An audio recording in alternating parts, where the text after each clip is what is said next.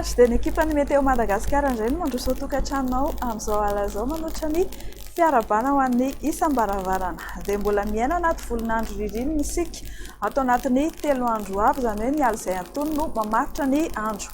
Entanina ny mpampiasa ranomasina amin'ny morontsiraka avaratra andrefana eo anelanelany Mahajanga sy Analalava mba hitandrina fa ho mafy ny rivotra. Ho amin'ny rapitso maraina manokana ary dia hitsoka mafimafy kokoa noho ny mahazatra ny rivotra ny amin'ny faritra avo ety amin'ny avoatany tahaka izay koa any amin'ny morontsiraka avaratra Atsinanana sy avaratra andrefan'ny Madagasikara. Ho amin'ny maraina araka izany dia hisitraka orana ny any amin'ny distrikany Antalahiny mahazo ny faritra Analanjorofo sy Atsinanana, Vatovavafito Vinany ary ny faritra Atsimo Atsinanana.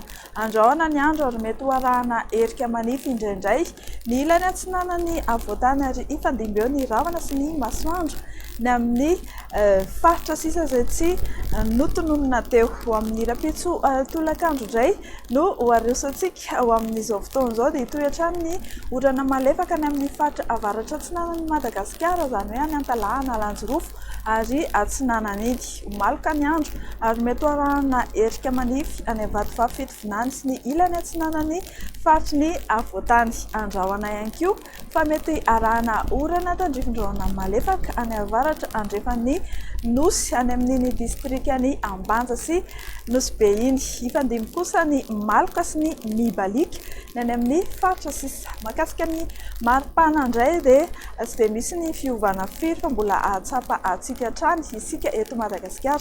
Ho amin'ny rapitso maraina izao dia 9 degré Celsius no ambany indrindra hitantsika ny avakina karatriny ary ny tolakandro. Ny ambony indrindra dia ny any amin'ny faritany Mahajanga dia 12 degré Celsius. Afaka 27 ora izany hoe ny 1 Jona 2024 dia ho maina ny andro amin'ny ankapobeny eto amin'ny nositsika fa tsy ny any amin'ny faritra avaratra iny no somary hisitraka orana na akaendrika orana tandrifin-drahona ny any amin'ny izany faritra izany. Anorana tandrifin-drahona ihany koa indrindra ny tolakandro sy ny amin'ny alany ilany andrefan'ny faritany Fianarantsoa dia ho mafimafy ny fitsokan-drivotra ny any amin'ny tapany avaratry Madagasikara. Mahakasika ny maripana indray dia tsy dia misy loatra ny fiovana misongadina fa mbola 9 degré Celsius hatrany no ambany indrindra ny any amin'ny faritra avakina karatriny ary 12 degré Celsius ny any amin'ny ambony indrindra ny any amin'ny faritany Mahajanga. Ho amin'ny 12 Jona 2024 dia mbola hitoy mafy hatrany ny fitsokan-drivotra